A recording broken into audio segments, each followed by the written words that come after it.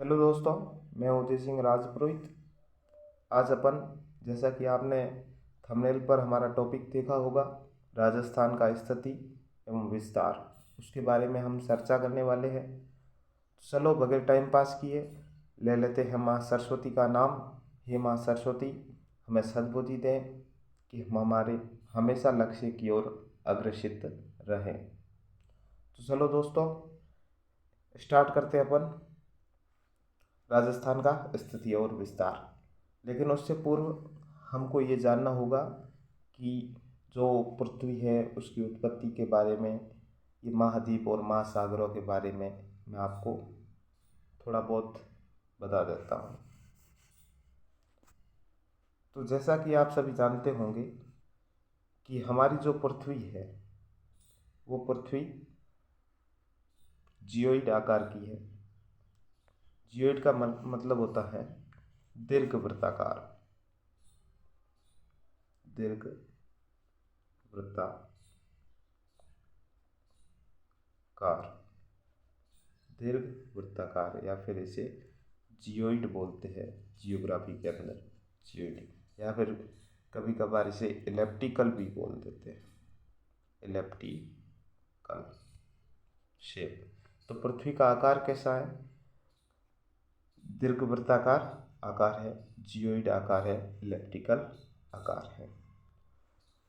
तो शुरुआत में क्या हुआ था, जैसा मान लीजिए कोई ये पृथ्वी है, तो इस पृथ्वी पर दो प्रकार के स्थलखंड थे।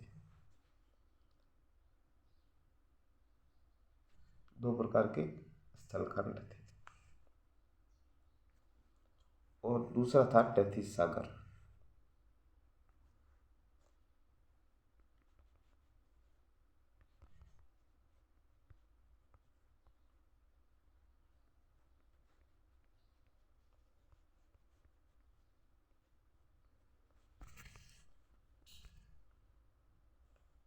ये दो प्रकार के स्थलखंड थे, इन्हें कहा जाता था पेंजिया।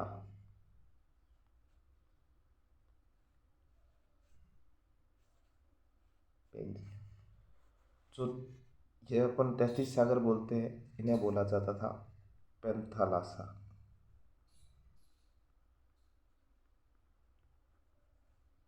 पेंथालासा जो उत्तर की साइड में था, जो उत्तर की तरफ थे, इसको बोला जाता था अंगारा लैंड। अंगारा लैंड। जो दक्षिण की साइड में था, इन्हें कहा जाता था गोंडवाना लैंड। गोंडवाना लैंड। इसी अंगारा लैंड का दूसरा नाम था लोरेंसिया। लोरेंसिया। जो पेंथालासा था उसका नाम पड़ा था टेथिस सागर बाद में। टेथिस सागर। तो ऊपर उत्तरी भाग अंगारा लैंड या लोरेंसिया कहते हैं। नीचे वाला दक्षिणी भाग है, उसे गोंडवाना लैंड कहा जाता। जो पानी था जिसके हम पेंथालासा बोलते थे, उन्हें बाद में टेथिस सागर के नाम से जाना गया। ठीक है, तो अपन ने तीन नाम पढ़े। एक नाम पढ़ा गोंडवाना लैंड,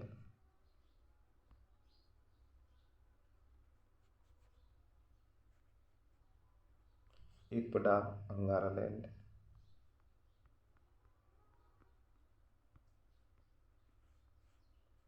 एक पढ़ा हमने पेंथालासा,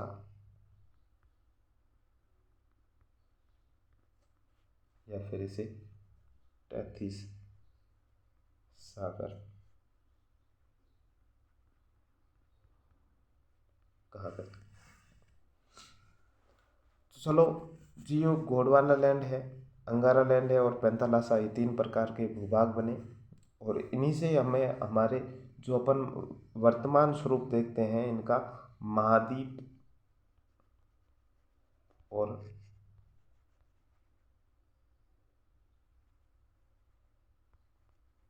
महासागर।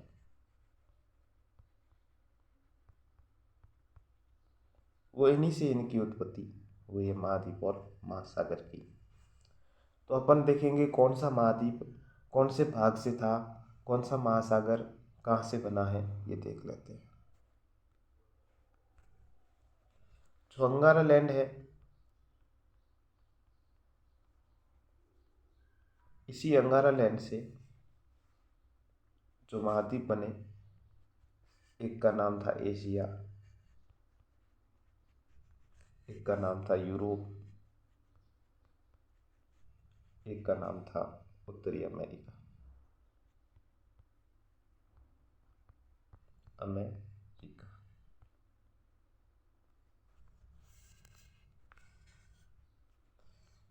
जो तीन है वो किससे बने? अंगारा लैंड से। अंगारा लैंड से कौन कौन बना? एशिया बना, यूरोप बना, उत्तरी अमेरिका बना। ठीक है। फिर दूसरा था गोंडवाना लैंड।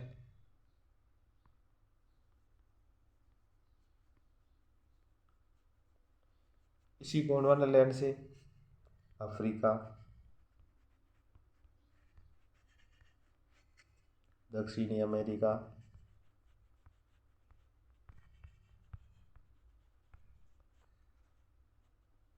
ऑस्ट्रेलिया और अंटार्कटिका।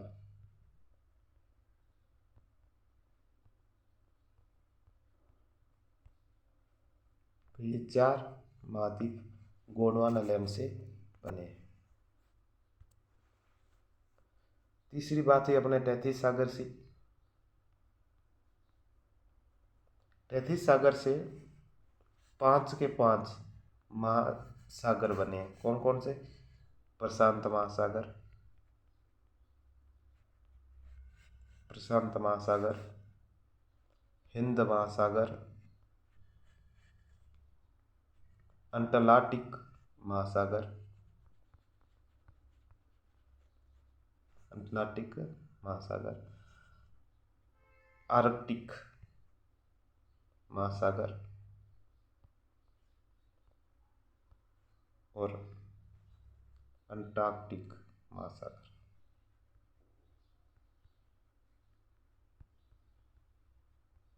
अंटार्कटिक महासागर। तो 5 महासागर है वो 33 सागर से बने हुए हैं। इसका मूल रूप प्रशांत महासागर है। कहते हैं कि 33 सागर से प्रशांत महासागर का ही जो विस्तार हुआ था वो प्रशांत महासागर से ही हुआ था। लेकिन फिर अलग अलग जैसी जो महाद्वीपीय विस्थापन की थ्योरी आई थी, अल्फ्रेड वेगनर ने महाद्वीपीय विस्थापन की थ्योरियाँ दी थी। उसी के अनुसार कहते हैं कि जब जो महाद्वीप थे वो महाद्वीप अलग होते गए, उसी प्रकार ये धीरे धीरे जो महासागर था पैंतालासा था वो धीरे धीरे अलग अलग भागों में विभाजित होते गया और उससे प्रशांत महासागर, हिंद महासागर, अटलांटिक महासागर, आर्कटिक महासागर और अंटार्कटिक महासागर, ये 5 महासागर बने। तो वर्तमान के परिप्रेक्ष्य में अगर देखा जाए पृथ्वी पर, तो देखना एक एशिया महाद्वीप है, एक यूरोप महाद्वीप है, एक उत्तरी अमेरिका जिसे नॉर्थ अमेरिका बोलते हैं, उत्तरी अमेरिका महाद्वीप है, एक दक्षिणी अमेरिका महाद्वीप है जो साउथ अमेरिका बोलते हैं। यहाँ पे अंटार्कटिका है, यहाँ पे अफ्रीका है और यहाँ पे ऑस्ट्रेलिया। तो ये महाद्वीप हो गए। महाद्वीप कितने हैं वर्तमान के अंदर? 7 महाद्वीप है ये सभी के सभी। यूरोप, एशिया, उत्तरी अमेरिका, दक्षिणी अमेरिका, ऑस्ट्रेलिया, अंटार्कटिका और अफ्रीका, ये 7 महाद्वीप बन गए। 7 महाद्वीप बन गए। और महासागरों की अगर बात की जाए तो महासागर की स्थिति वैसी है, मान लीजिए यहाँ पे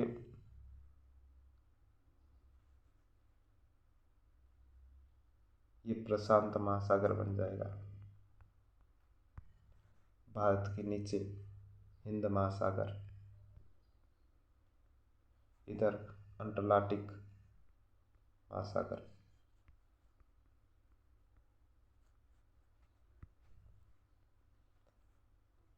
नीचे की तरफ अंटार्कटिक महासागर, ऊपर की तरफ आर्कटिक महासागर।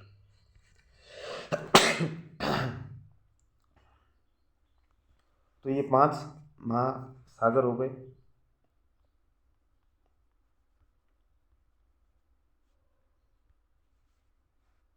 और 7 महाद्वीप। इससे हमारी पृथ्वी का वर्तमान स्वरूप आया। वर्तमान स्वरूप के अंदर 5 महासागर है और 7 महाद्वीप है। इतना परिप्रेक्ष्य समझ में आया तो बोलो यस। ठीक है सर, अब अपन आगे बात करने वाले हैं। तो फिर पृथ्वी के अंदर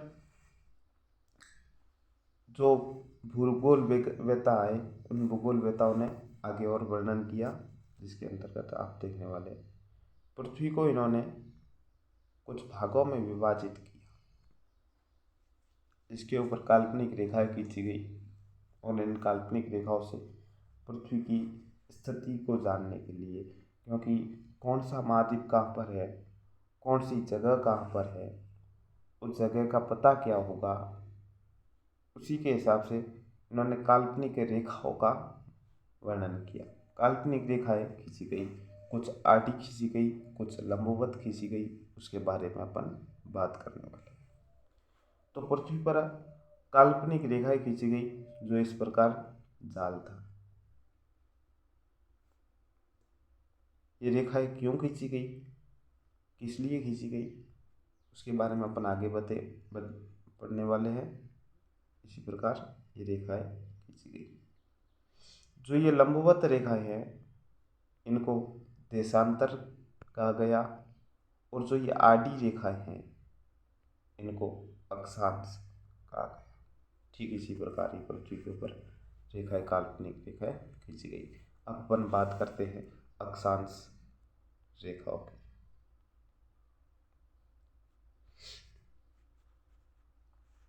तो अक्षांश रेखाएं क्या होती है?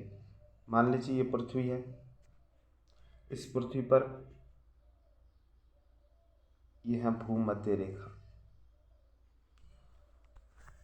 इस भूमध्य रेखा के सापेक्ष, यानी कि यह 3D डायमेंशन में होती है हमारी पृथ्वी। ऐसा नहीं है कि एक अपन ने वृत्त बना दिया उससे 2D डायमेंशन, 2D नहीं है, ये 3D डायमेंशन है।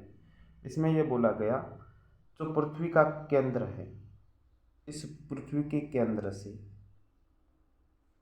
धरातल के समांतर, धरातल यानी कि ऊपरी भाग के समांतर भूमध्य रेखा के सापेक्ष, ये भूमध्य रेखा है और इसके सापेक्ष जो बराबर कोण बनाते हैं उनसे, उनको एक रेखा के रूप में दर्शाया गया। मान लीजिए ये केंद्र है, या आप इस 2D डायग्राम से बात मत करना क्योंकि ये 3D डायमेंशन से बनाया गया है। तो आप देखोगे जैसे यहाँ से 23 डिग्री का कोण बन रहा है, ये 23 डिग्री का कोण है मान लीजिए। तो ये जब 3D डायमेंशन होता है ना, तो 23 डिग्री के उसके सापेक्ष समांतर बहुत सारे कोण बन जाते हैं। उन सभी कोणों को मिलाया, जो यहाँ पे पॉइंट दर्शाए गए, इन पॉइंटों को आप मिला दीजिएगा तो ये 23 डिग्री क्या बन गई? अक्षांश रेखा बन गई। ठीक है, उसी प्रकार जितने भी एंगल थे, अब अक्षांशों की बात करेंगे, कुल कितने अक्षांश है। तो 0 डिग्री जो भूमध्य रेखा है, इसके ऊपर से लेकर और उत्तर की तरफ 90 डिग्री तक, 90 डिग्री तक इन्होंने काम कैसे, क्योंकि 0 से लेकर 90 तक ही बन सकता है ऊपरी तरफ, तो ये 90 डिग्री तक अक्षांश। तो उसी प्रकार ये रेखाएं खींची गई 1 2 3 4 5 6 से लेकर 89 और 90 तक, 1 2 3 से लेकर 89 और 90 डिग्री तक रेखाएं खींची गई। तो जितना ऊपर की तरफ है उतना नीचे की तरफ भी खींची गई होगी। तो अपन बात करेंगे कुल अक्षांश कितने हुए।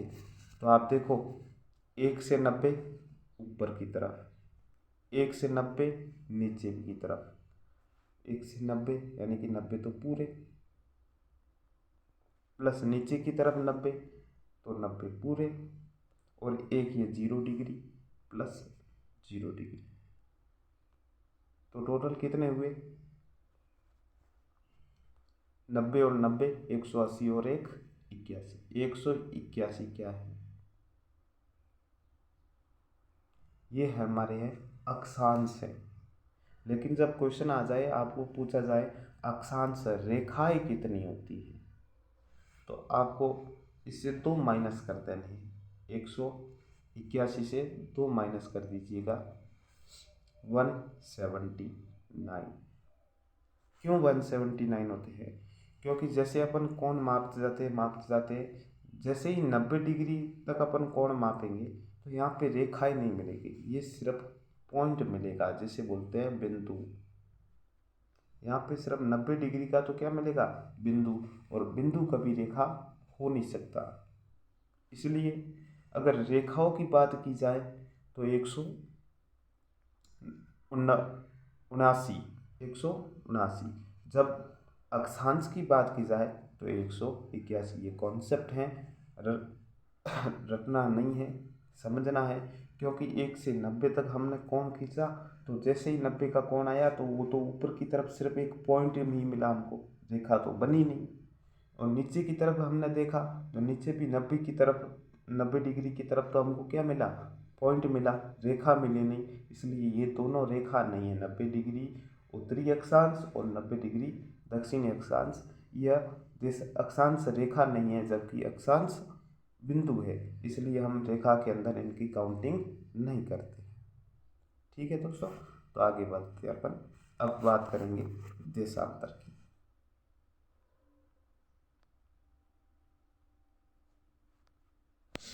देशांतर भी उसी प्रकार है, काल्पनिक रेखा है।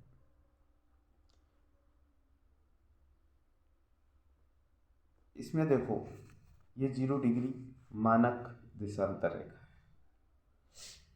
अब इन्होंने क्या किया, ठीक उसी प्रकार जिस प्रकार उत्तर की तरफ और दक्षिण की तरफ कोणात्मक दूरी ली थी, इस प्रकार देशांतर में इस रेखा जो 0 डिग्री देशांतर रेखा है, इस रेखा के सापेक्ष में समांतर किसके, पृथ्वी के तल के, जो ऊपर वाला तल है इसी के समकक्ष इन्होंने एंगल बनाए। क्या बनाए, एंगल बनाए। तो देखना ये 1, ये 2, ये 3, ये 4, ये 5, 6, 7, 8 ऐसे करके इन्होंने एंगल बनाए। तो उसी के अनुसार ये बताया गया। और सीधी सी बात है, अगर देशांतर को याद रखना है, क्योंकि यहाँ पे क्या है, नॉर्थ पोल है, और ये देशांतर की एक खास बात है, ये आपस में मिलते रहते हैं। यहाँ से ये सेम ही है, क्योंकि ये राउंडिंग शेप होता है, तो उसी के हिसाब से ये देशांतर सेम ही होते हैं। तो अपन मान लीजिए अपन यहाँ पे खड़े हैं 90 डिग्री ऊपर उत्तर पोल की तरफ, तो यहाँ से अपने को अगर खींचने को कहे कि कितने डिग्री का आप एंगल बना सकते हो एक एक के अंतराल में, तो यहाँ से अपन बताएंगे 360 डिग्री का हम एंगल बना सकते हैं। अगर यहाँ पे आप खड़े हो, आपको बोला जाए आपके पैरों से आप पूरे के पूरे एंगल बनाइए, लेकिन पॉइंट में नहीं होना चाहिए, 1 डिग्री से 1 डिग्री हो सकते हो आप। तो 1 2 3 4 5 6 ऐसे करके आप कितने बनाओगे, 360 डिग्री का एंगल आप बना दोगे एक एक करके, 1 2 3 4 5 6 7 8 से लेकर 360 डिग्री का एंगल बनाओगे। ठीक है, तो ये तो हुई बात इनकी। और जैसे भी आप जान सकते हो, ये मान लीजिए ये 0 डिग्री है, उस 0 डिग्री से आप चलते गए 0 से, और 0 के पीछे वाला क्या भाग होगा, 180 डिग्री होगा। मान लीजिए वो 0 है ना इधर, तो इधर 180 डिग्री है। तो यहाँ से अपन चलना स्टार्ट करते हैं, तो 1 से 179 तक कितनी होगी, इधर भी 1 से 179, इधर भी 1 से 179, तो 179 कितने हुई, 358। एक जीरो, एक 180 डिग्री, एक जीरो और एक 180 डिग्री, तो कितनी हुई +2 360, हमारी क्या आ गई देशांतर रेखा आ गई। तो चलो अक्षांश और देशांतर का आपको पता चल गया होगा। अब अपन बात करते हैं इनका उपयोग क्या होता है अक्षांश और देशांतर रेखाओं का। मान लीजिए पृथ्वी पे कोई व्यक्ति खड़ा है और उसकी स्थिति अपने को पता लगानी है, तो अक्षांश और देशांतर रेखाओं का उपयोग किया जाता है। तो इसका सीधा सा उपयोग यही है कि किसी भी वस्तु, व्यक्ति, स्थान की हमें स्थिति के बारे में पता लगाना हो तो इन अक्षांश और देशांतर रेखाओं का उपयोग किया जाता है। मान लीजिए मैं यहाँ पे खड़ा हूँ, इस पृथ्वी पे यहाँ पे खड़ा हूँ, आप यहाँ पे खड़े हो। अब आप मेरे को देख तो पा नहीं रहे हो, लेकिन मैं आपकी स्थिति कैसे बताऊँ? मैं आपको यहाँ पे छोड़ के गया हूँ, लेकिन स्थिति मुझे पता नहीं है। इसलिए ये काल्पनिक रेखाएं भूगोलवेत्ताओं ने खींची, जिससे हमें इस पृथ्वी पे किसी वस्तु, व्यक्ति की स्थिति हमें पता चल सके, जगह की। तो इन्होंने क्या किया कि जैसे अपन ये अक्षांश रेखाएं खींच लेते हैं, तो मान लीजिए इस अक्षांश रेखा पे आप आ गए, तो मान लीजिए ये 75 डिग्री की थी अक्षांश रेखा। अब अपन ने देशांतर रेखा खींची, तो देशांतर 1 2 3, तो आपकी स्थिति 3 पे आ गई है, तो ये 3 देशांतर। तो मैं आपकी कह सकता हूँ 75 और 3 देशांतर। कौन सा देशांतर है? पूर्वी, तो ईस्टर्न देशांतर। और जो अक्षांश है वो दक्षिणी, साउथ। तो मैं आपको कह सकता हूँ 75 साउथ 3 ईस्ट डिग्री पे ये व्यक्ति खड़ा है। तो हमें अक्षांश और देशांतर रेखाओं का पहला उपयोग पता चल गया कि हम इनकी स्थिति के बारे में बताते हैं। अक्षांश रेखाएं तो हमेशा स्थिति के बारे में बताएगी, लेकिन देशांतर मल्टीपर्पज यूज की जाती है। कैसे? तो देखना, देशांतर भी स्थिति के बारे में बताती है, लेकिन देशांतर इसके साथ टाइम के बारे में भी बताती है। सर टाइम कैसे? तो देखते हैं। सूर्य की किरण होती है, उस सूर्य की किरण को पृथ्वी पर 1 डिग्री देशांतर, ये देशांतर लाइन है। 1 डिग्री, जैसे यहाँ से 1 मान लीजिए, यहाँ पे 2 मान लीजिए, यहाँ पे 3 मान लीजिए, ये 1 डिग्री देशांतर पार करने में, 1 डिग्री देशांतर पार करने में इसे 4 मिनट का टाइम लगता है। 4 मिनट का टाइम लगता है। सर कैसे हुआ? देखते हैं।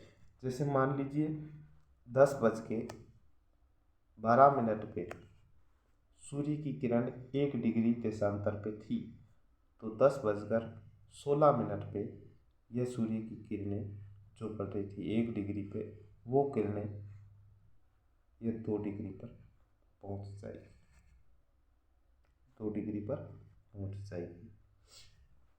तो श्रीमान देखिएगा, अपन कहते हैं कि 24 घंटे के अंदर पृथ्वी अपना एक चक्कर अपने अक्ष पर लगा देती है। तो 24 घंटे हुए, मान लीजिए ये 24 ओवर हो गए। अब देखना आप, ये 4 डिग्री कैसे निकलता है? 24 घंटे, और इन 24 घंटों पे कितना होता है?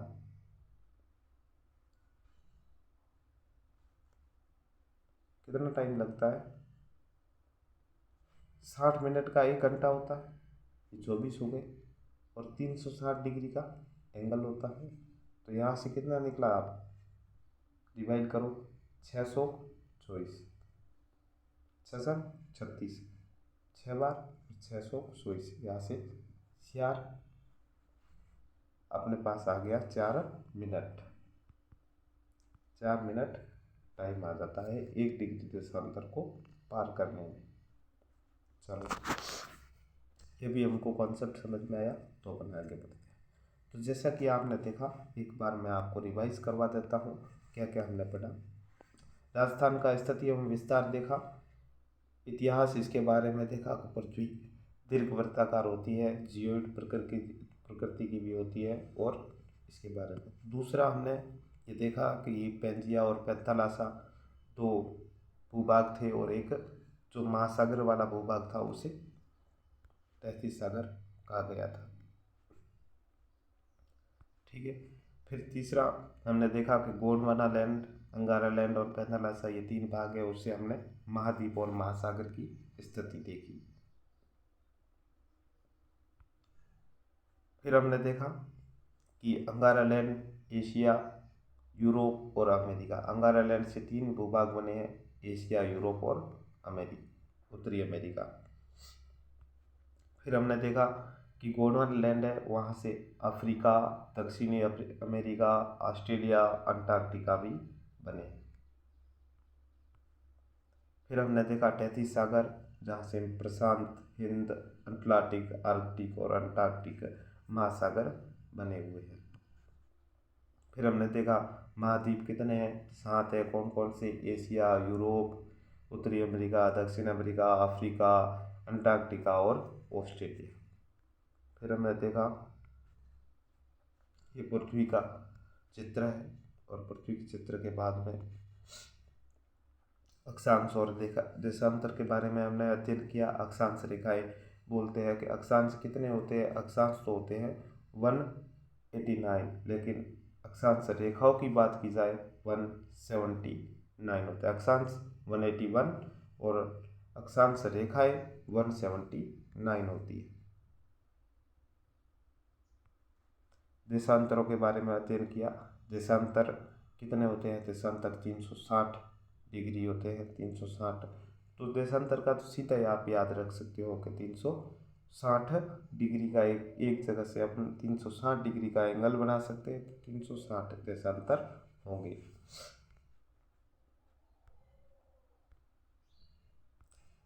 फिर हमने इनके जो वर्किंग है, जिस प्रकार स्थिति का निर्धारण किया जाता है, उसी प्रकार इनका निर्धारण हमने देखा। तो अक्षांश और देशांतर रेखाओं से अब अपन बात करेंगे इनसे। अक्षांश और देशांतर रेखाओं की बात हो गई है, तो इनसे आने वाले क्वेश्चन के बारे में अपन बात करेंगे, लेकिन उससे पहले आप राजस्थान की इतिहास के बारे में बात करते हैं।